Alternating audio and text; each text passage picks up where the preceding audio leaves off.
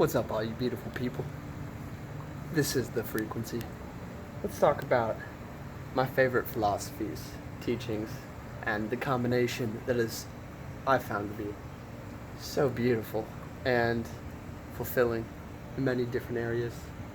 I've been a seeker for a long time, and every teacher's a student. Every teacher's a student, and every student's a teacher. It really just depends who you're talking to. But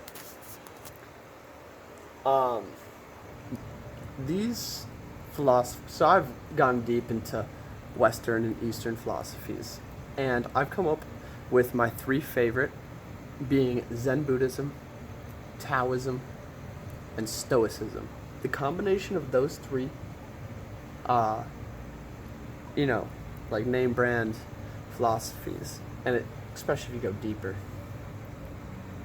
I found to be the three things that have helped my life the most.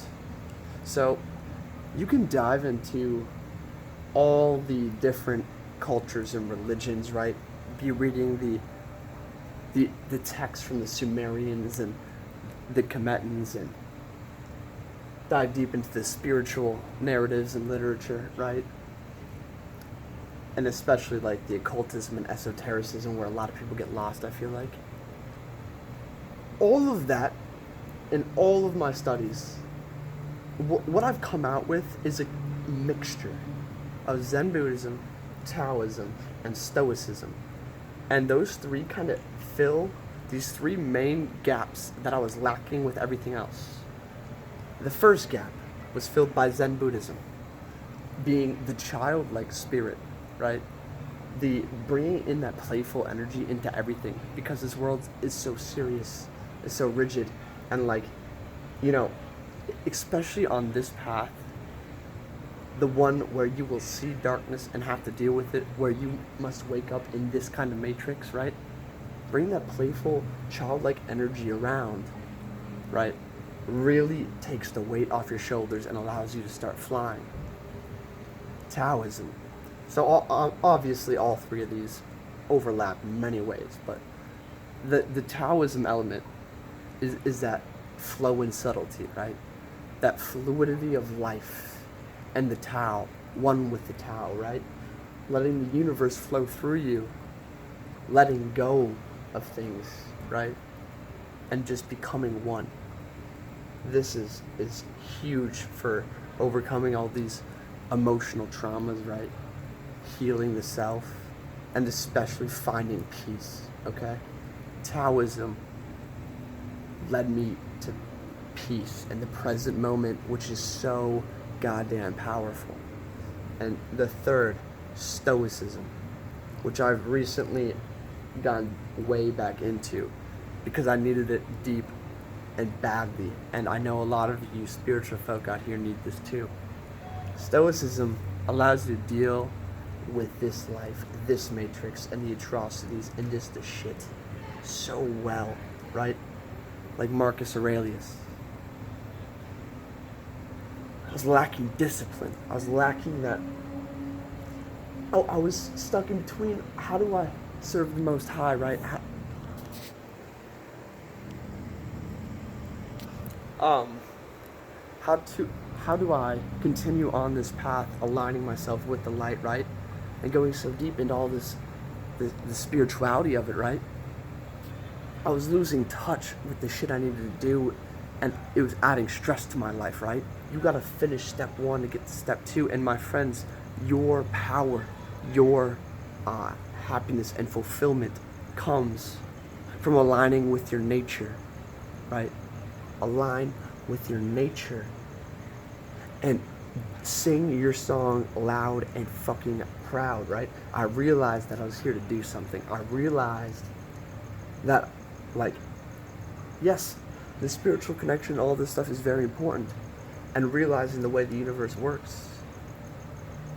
But at the root of it, you are here to do something. That is the essence of being, okay? You are here to do something, and your nature leads you there. What you're inclined to do, right? What you enjoy to do, and your assets, your talents. You are here to do something, right? And if you need to go make some money right now so you can do that better, that is in fact your nature. That's in your nature. That is on your path. So get the fuck to it. You don't see the spiders and the bees and the birds not wanting to get out of their nest in the morning, right? You don't see, no. You just see them doing with no mind, with no thought. Because that is their nature. They're aligned with it, and it is perfect. It is beautiful. They're in their place of power, in their place of peace, right? So Stoicism, that courage to take on anything. The prisoners in the gulags, right?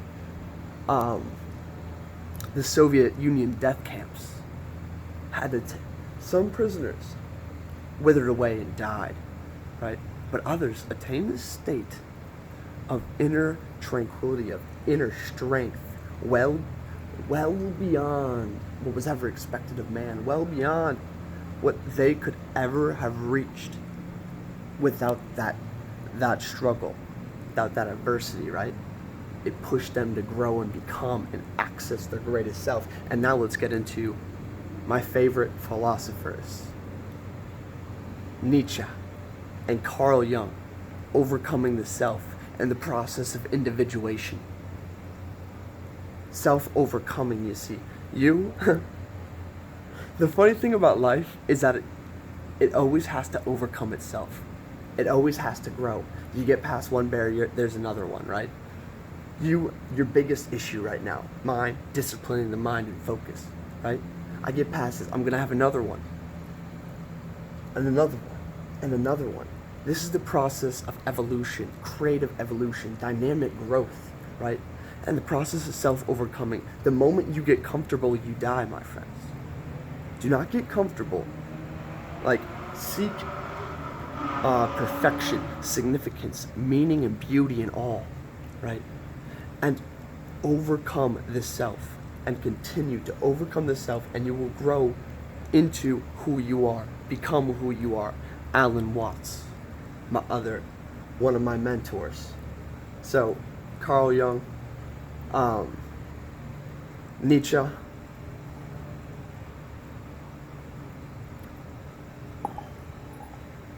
see, who else do I like in the Western philosophical world? Socrates,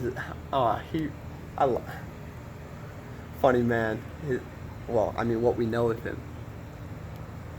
I really like the spirit of wisdom he brought to the table. All I know is that I know nothing. He was deemed the wisest man in Greece. And he couldn't figure out why.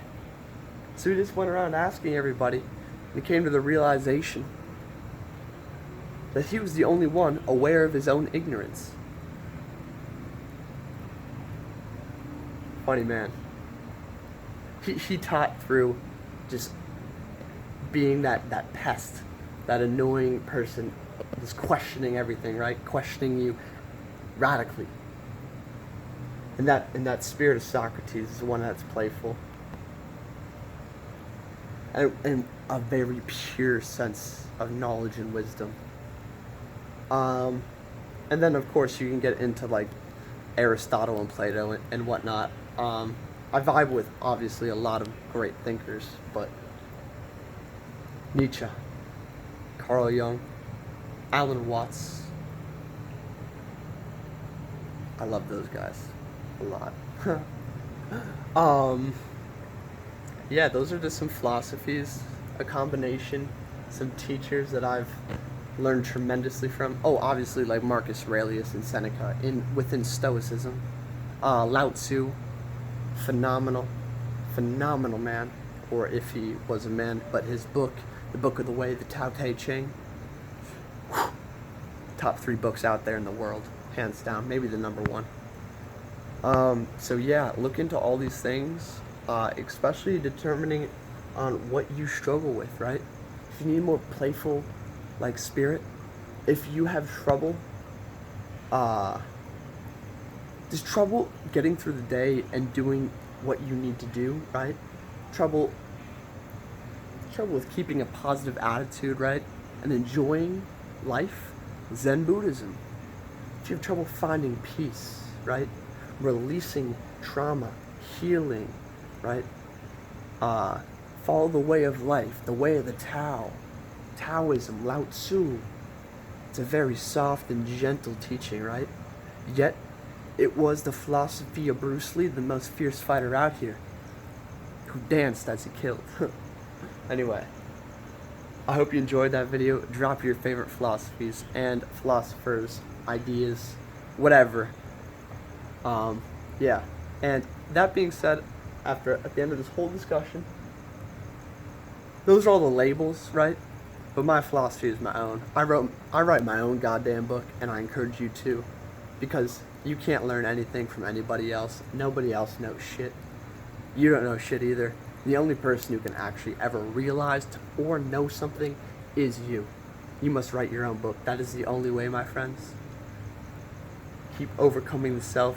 Keep growing. I'll see you guys next time. Thank you for watching. Go check out my other videos on philosophy, perspective, and wisdom. Link to a playlist in the description below.